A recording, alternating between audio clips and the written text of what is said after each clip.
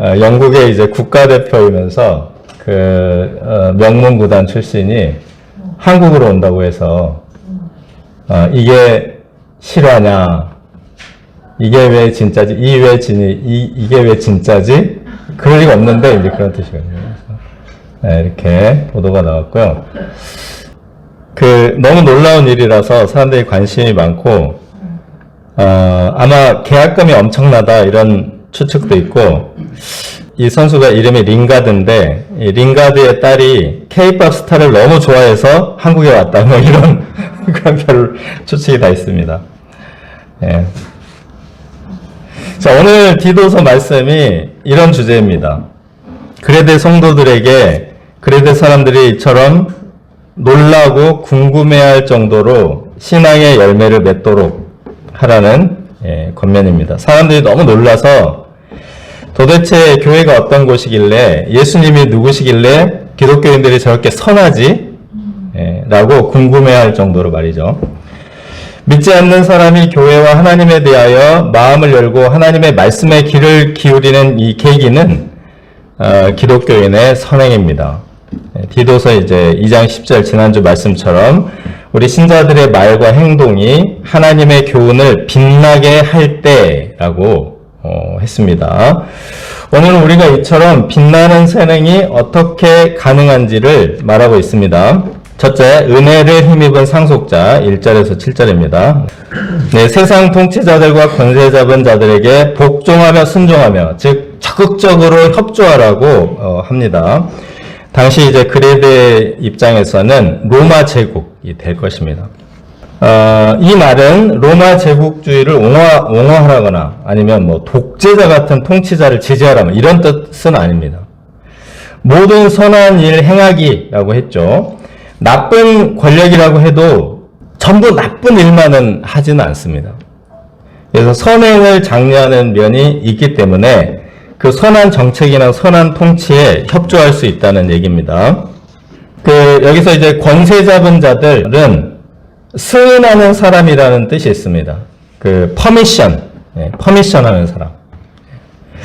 여러분, 무슨 허가 받으러 가거나 구청, 시청, 동사무소 등에 신고서 내려갈 때 있지 않습니까? 그런 경우가 있는데, 거기 앉아서, 일하는 그 공무원들이 퍼미션 주는 사람, 승인하는 사람들입니다.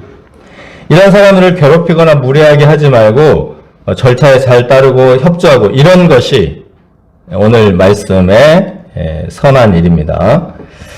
요즘은 이제 악성 민원인이 많아서, 악성 민원 대응 매뉴얼까지 만든다고 합니다. 이게 이제 혹시 이런 사람들이 기독교인이 그랬다가는 이제 그렇지 않아도 어려운 이 전도의 문을 완전히 이제 막는 일이 되겠죠. 굉장히 이제 중요한 일들입니다. 사회에 나가서 선한 일을 행하는 거.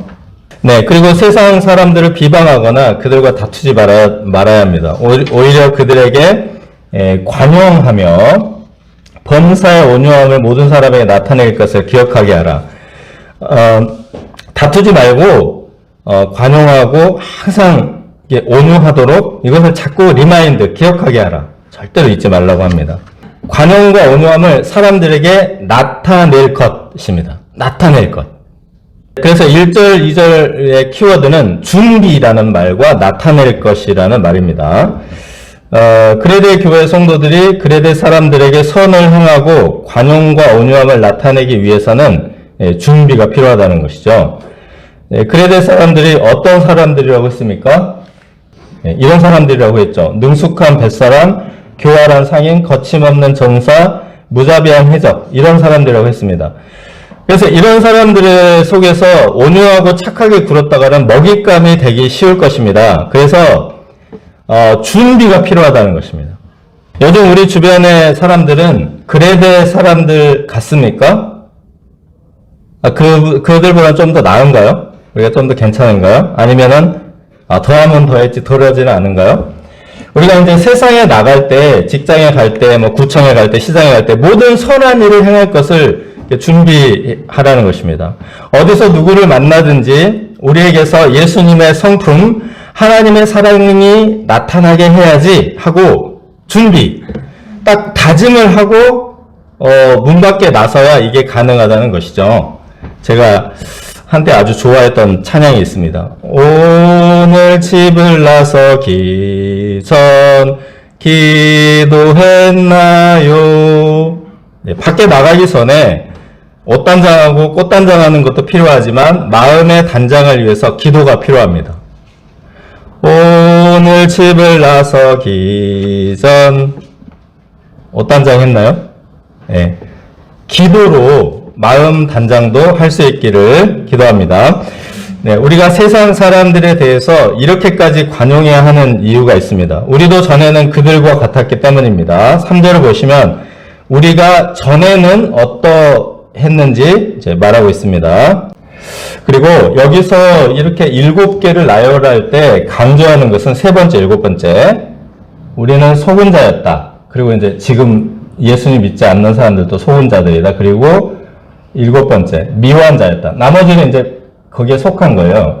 사람들은 정말 놀라운 속임을 당하고 있습니다. 네, 당하고 삽니다. 사람들이 아주 굉장히 놀랍게 속고 있는 것들이 되게 많습니다. 예를 들어서 스타나 셀럽은 엄청 행복할 것이다. 절대로 아니죠. 매주 비극적인 소식이 들려옵니다. 누가 어떻게 됐다, 누가 어떻게 됐다. 매주 한 주도 거르지 않습니다. 정말 놀라운 일입니다. 또 이런 것이 있습니다. 명문대생은 열등감이 없을 것이다. 네, 아닙니다.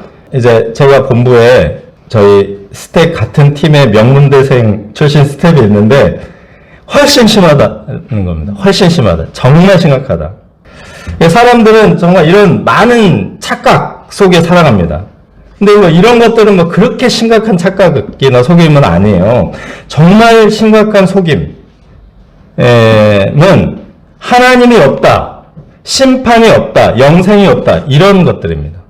마귀의 속임수입니다. 하나님이 없는 줄 알고 죄 짓고 방탕하고 그 영혼이 병들고 인생이 완전히 망가지고 그 다음에 뭐죠? 심판이 기다리고 있습니다. 심각한 속임입니다. 그리고 7번째는 이제 미움. 피차 미워한 자. 서로 얼마나 미워하는지 미움을 지나 증오와 혐오가 사람들의 마음에 가득합니다. 친구끼리 미워하고 형제끼리 미워하고 부부끼리 피차 미워합니다. 하나님이 없는 세상에서는 그렇게 사랑해야 할 사람들까지도 미워하며 살 수밖에 없었습니다. 그러나 우리가 하나님의 은혜로 이런 것들에서 구원을 받았습니다. 네, 4절에서 7절은 구원의 은총입니다. 이게 이제 하나님의 구원의 행위인데 이것도 7개입니다. 이것도 7개. 그 중에 이제 이렇게 있고 세 번째 보면은 중생의 씻음. 구원 중에 중생이 제일 중요하죠. 거듭남. 그 다음에 상속자가 되게 하려 하셨다. 이 두 가지를 지금 강조하려고 한 겁니다. 전에는 속임을 당하였으나 이제는 중생의 씻음으로 영적 분별력이 생겨서 하나님을 볼 수 있게 되었습니다. 그리고 하나님의 상속자가 되었습니다. 하나님의 자녀인데 상속자죠. 하나님께서 세상 만물의 주인이시므로 세상 만물의 상속자이고 하나님께서 천국의 주인이시니 영원한 하나님 나라의 상속자이기도 합니다. 상속자란 놀라운 특권을 가진 사람입니다. 상속자는 노력하지 않고 경쟁하지 않고 모든 것을 갖는 사람입니다. 재산과 신분과 지위를 노력하지 않고 경쟁하지 않고 갖는 사람. 그래서 상속자를 부러워합니다. 금수저를 물고 태어났다. 이 말이 그 상속자에 대한 부러움을 표현한 것입니다. 그런데 상속자에게는 특권이 있는 만큼 의무도 큽니다. 예를 들어서 재벌의 상속자라면 거대한 기업을 유지, 경영, 발전시켜야 하겠죠. 재벌도 아무나 이렇게 상속자를 시키려고 하지 않죠. 과거의 왕들도 상속자들이 나라를 망가뜨릴 수 있기 때문에 아들이 하여튼 최대한 많이 낳아놓고 괜찮은 놈이 누구인가 이렇게 한번 보는 거예요. 최대한 많이 낳아놓고 누구에게 물려줄지를 이제 고심했죠. 그러다가 육신의 그 자녀, 왕자들이 계승할 만한 사람이 없으면 입양을 해버렸습니다. 그래서 로마 황제 중에도 입양한 황제들이 많이 있고, 그 소위 이제 훌륭하다는 오현제도 다 입양하죠. 그 아들들이 아니면 전부 입양합니다. 상속자들이라는 이제 드라마에 보니까 왕관을 쓰려는 자 그 무게를 견뎌라. 굉장히 큰 책임이 있다는 것입니다. 구원받은 하나님의 상속자들에게도 견뎌야 할 무게가 있습니다. 바로 세상에 하나님의 관용과 온유하심을 나타내는 것입니다. 이것은 결코 쉬운 일이 아닙니다. 앞에서 이제 2절에서 관용하며 범사의 온유함을 모든 사람에게 나타낼 것을 기억하게 하라. 여기서 나타내다 이 말이 이 단어가 좀 특별한 단어네요. 특별한 단어. 논증 있는 행동으로 보이다, 증명하다. 우리가 가진 신앙을 증명해야 됩니다. 증명. 그 다음에 사방으로 찾아다니면서 포획하다, 붙잡다. 이거는 이제 사냥꾼 얘기죠. 사냥꾼이 이렇게 숨어있기도 하고 막 이렇게 뒤지면서 포획하고 붙잡는, 사냥감을 잡는. 그리고 범죄자들을 찾아내다. 그러니까 우리가 일상생활에서 예수님의 성품을 나타내는 것이 쉽지 않다는 것입니다. 아주 꼭꼭 숨어버린 막 범죄자를 찾아내는 것만큼이나. 예. 그러나 못할 것도 없습니다. 왜냐하면 우리가 하나님 나라의 상속자이기 때문입니다. 네, 갖고 있습니다. 예수님의 성품의 상속자이기 때문에 성령으로 거듭나면서 예수님의 DNA가 생겼습니다. 예수님처럼 말하고 행동할 수 있는 유전자가 생겼어요.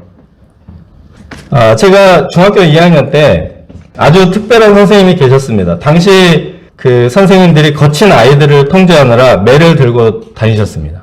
당시에는 이제 한 반에 숫자가 되게 많았는데 우리 반은 70명, 에다가 17반이었습니다. 성일중학교. 성일중학교요. 그래서 점심 때 이제 쉬는 시간이 되면 운동장에 10만 대군이 몰려 나와 있는 것처럼 엄청나게 애들이 많은데요. 예. 그 선생님들이 이 중2병 애들을 다루기가 너무 힘들기 때문에 전부 매를 들고 다녔습니다. 어떤 분은 그 위협적으로 보이기 위해서 당구 큐대를 잘라가지고 이렇게 엄청 아프죠. 다니기도 하고 더 무서운 분은 마대 걸레 자루를 잘라가지고 이렇게 어깨에다 이렇게 메고 다녔습니다. 그럼 이제 애들이 홍해 갈라듯이 쫙 갈라지는 겁니다. 제가 말한 이 선생님은 처음부터 끝까지 아이들을 관용과 온유함으로 이렇게 타이르셨습니다. 이 선생님은 때리지 않기 때문에 처음에는 애들이 다 무시하고 떠들고 말을 안 들었습니다. 그런데 1학기가 지나고 2학기 때까지 그렇게 하자 애들이 가장 무서워하는 선생님이 됐습니다. 그리고 이제 그러던 어느 날 가을 수업 시간에 이 선생님이 자기가 예수님을 만난 간증을 쭉 해줬습니다. 그래서 그때 알았습니다. 오, 교회가 뭔가 있구나. 그리고 이제 제가 고등학교 때 문학반 동아리 활동을 했는데 특별한 선배가 한 명 있었습니다. 당시 문학 사조가 독재시대죠. 그래서 저항문학이라서 아주 어둠침침합니다. 그리고 음란한 그런 뭐 소설이나 그때 많아서 동아리 분위기도 음담패설이 일상이었습니다. 욕설과 폭력이 난무했죠. 그런데 이제 이 선배는 글도 굉장히 밝은 글을 쓰고 표정도 밝고 무엇보다 음담패설을 절대 입에 달지 않았습니다. 유일하게 그 문학반 애들 중에서. 근데 일관되게 그러한 모습이 너무 놀라워서 도대체 무엇이 이 선배를 이렇게 만들었나 이제 궁금해서 제가 초등학교 5학년 때 서울에 올라온 애 처음으로 이 교회에 한번 가봤습니다. 이 선배 때문에 궁금해가지고. 하나님에 대해서 전혀 모르고 암흑의 세계에 있던 저에게 하나님의 빛을 나타내 주었습니다. 이처럼 하나님의 성품을 나타내 주신 분들 때문에 기독교에 대한 엄청난 호감과 호기심을 갖게 되었습니다. 감수성이 예민한 중고등학교 당시 이제 저뿐만 아니라 우리 친구들, 아이들이 이런 분들 때문에 하여튼 뭔지 모르지만 기독교의 어떤 위험 같은 것을 느꼈습니다. 대단하다.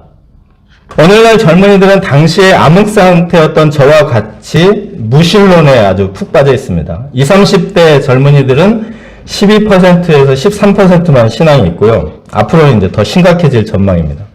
요즘 청소년들의 복음화율, 그러니까 교회 다니는 청소년들이 4% 미만으로 내려왔습니다. 드디어. 3.8%. 미전도 종족의 정의가 4%이기 때문에 이제 기독교인이 4% 정도가 되면 자체적으로 교회를 세우고 이렇게 전도할 수 있는 힘이 없어요. 여력이 없습니다. 그래서 다른 나라에서 와서 도와줘야지 이게 전도가 가능해진다. 그래서 미전도 종족이라고 하는 겁니다. 우리나라가 이제 그렇게 되게 생겼다는 거죠. 이 아이들이 이제 청년이 되고 어른이 되면 우리나라도 미전도 종족.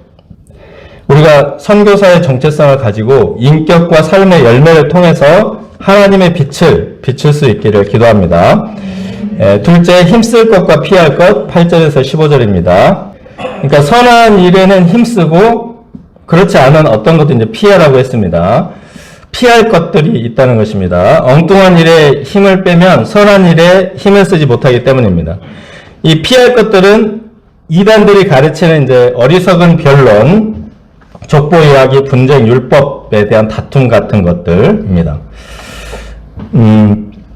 유대인들이 족보를 되게 좋아했는데 아브라함의 족보라고 이제 만들어 놓고 또 모세의 족보 이런 유명한 그 신앙 영웅들의 족보를 만들어서 이렇게 해서 자기한테 연결을 시켜가지고 이 족보를 가지고 막 이렇게 자랑하고 그랬습니다. 또 이제 이렇게 자랑하는 사람들이 있는 한편 다른 사람들은 또 그 족보가 막 진실이다 아니다 그러고 또 막 그거 가지고 싸우는 거예요. 이런 것들 아무 쓸모없는 일에 힘만 빼는 것입니다. 현대 교회에서는 뭐 이런 일들이 있습니다. 어떤 교회에서 새 피아노 한 대를 사서 놓기로 했는데 이 피아노를 강단 좌측에 놓느냐 우측에 놓느냐로 크게 다투어서 좌측파 우측파로 분열이 되었다고 합니다. 그리고 이제 이 피아노를 강단 위에다 놓느냐 바닥에 놓느냐 이걸로 또 이제 다투어서 바닥파와 강단파로 분열이 되었다. 이런 우스갯소리가 있습니다. 중요하지도 않고 유익하지도 않은 일에 힘을 빼는 일이 없도록 이것들은 아예 피하라. 아예 피하라. 네, 그래서 이제 이런 경우는 어떻게 하면 좋겠습니까? 피아노를. 사지 마. 차라리. 특히 이제 이단에 속한 자는 한두 번 훈계한 후에 멀리하라고 권면합니다. 이단에 속한 자들은 여기 보시면 스스로 정죄한 자로서 죄를 짓는 자들입니다.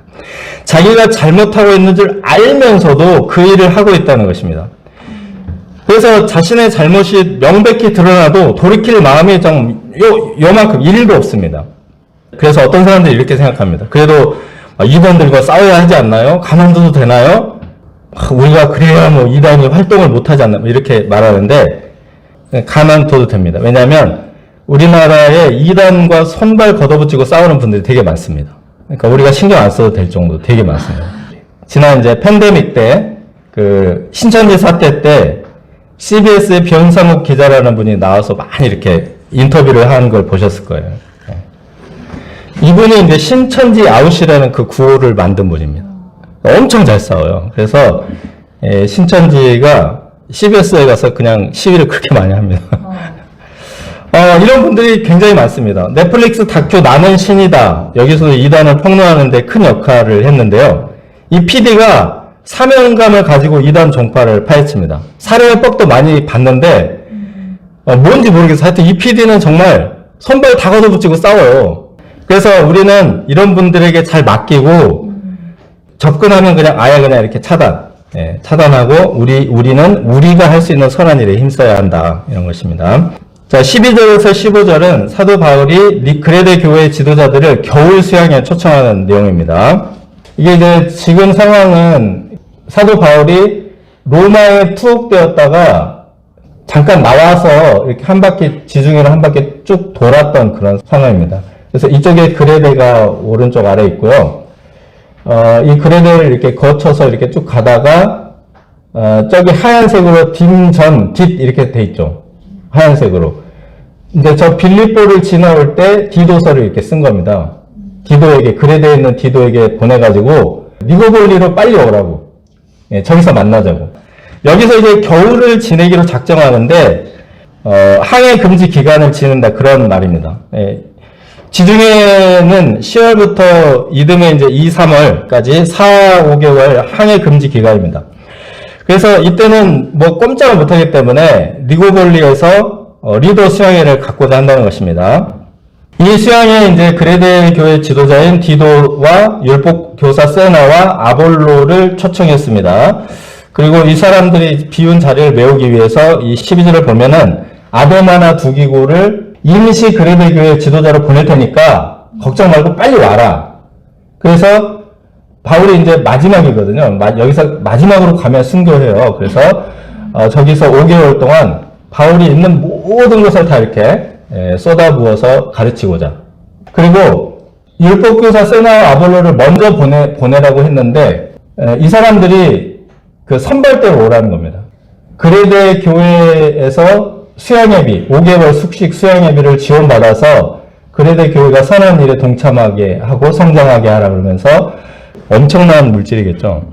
가지고 율법교사 세나와 아볼로가 가서 숙소 잡고 강당 잡고 네, 그런 거 하라는 그런 얘기를 여기 이제 이렇게 쭉 쓰고 있습니다. 네. 네, 그래서 그레데 교회 신앙 개혁을 위해서 배만 위하는 짐승이라고 불리는 그 그레데 성도들과 씨름하더라고 그 마음과 영혼이 지친 지도자들에게 긴 4개월, 5개월의 긴 시간의 휴식과 재충전의 시간을 갖고자 하는 것입니다. 이 디도나 율법교사 세나, 아볼로, 이 사람들은 이제 굉장히 엘리트입니다. 율법교사이기 때문에. 이 초대교회에 굉장히 굵직굵직한 지도자들입니다. 그런데 이들에게도 4개월, 5개월이라는 이 긴 시간 동안의 휴식과 재충전이 필요하다는 것입니다. 이것을 위해서 많은 물질적, 시간적 비용을 기꺼이 치렀습니다. 우리가 신년 수양회, 여름 수양회를 위해서 그 많은 시간과 물질을 들이는 것도 같은 이유입니다. 그리고 이제 UBF 대륙별 지부장 수양회라는 것이 있는데요. 이 대륙별 지부장 수양회도 12월 그 둘째 주부터 매주 열립니다. 각 대륙을 돌아가면서. 12월 첫째 주에는 한국 스텝 수양회가 열리고 그 다음 해를 위해서. 그래서 거기서 이제 그 다음에 말씀을 다 준비를 하면 그걸 가지고 그 다음에 이제 아시아로 가고 이렇게 이제 점점 서진하는 거예요. 서진. 그래서 유럽으로 가고 러시아로 가고 또 남아해가지고 아프리카로 가고 이렇게 계속 서진. 남미부터 쭉 이렇게 훑어가가지고 마지막 2월 말 다음 주에 북미 지부장 수양회가 다음 주에 열립니다. 네. 이게 엄청난 비용과 시간이 들어가는데 여기에 이제 UBF 세계 대표가 전부 참석합니다. 엄청난 비용과 시간이 들어가요. 네, 그렇지만 지도자가 살아야 교회도 살고 선교 역사가 지속 가능하기 때문에 이 많은 물질과 시간을 투자하는 것입니다. 소련에서 그 얘기한 링가드 선수가 한국에 온 이유를 기자회견장에서 답을 했습니다. 여러 클럽에서 제안들이 왔는데요. 다른 클럽들은 이렇게 말로만 하고 계약서를 안 써오고 그러니까 싸게 영입하려고 막 이렇게 막 던졌다가 또 이렇게 하려고 하면 또 없던 것처럼 이렇게 말 흘리고 막 이렇게 하거든요. 그래서 영입 전쟁이 치열해요. 정말 많은 클럽들에서 그런 식으로 말로만 하고 블러핑, 밀당 이렇게 하는데 FC 서울은 유일하게 계약 조건이 명시된 서류를 딱 만들어가지고 직접 영국까지 찾아와서 서류를 딱 보여주고 메디컬 체크도 다 하고 이게 정성을 딱 보여가지고 오케이 하고 왔다는 겁니다. 다른 이유가 없다고 합니다. 모셔가겠다는 그 정성과 존중심이 나타났기 때문입니다. 우리 안에 있는 하나님의 성품이 사람들에게 나타나기까지 선한 일을 열심히 할 수 있기를 기도합니다.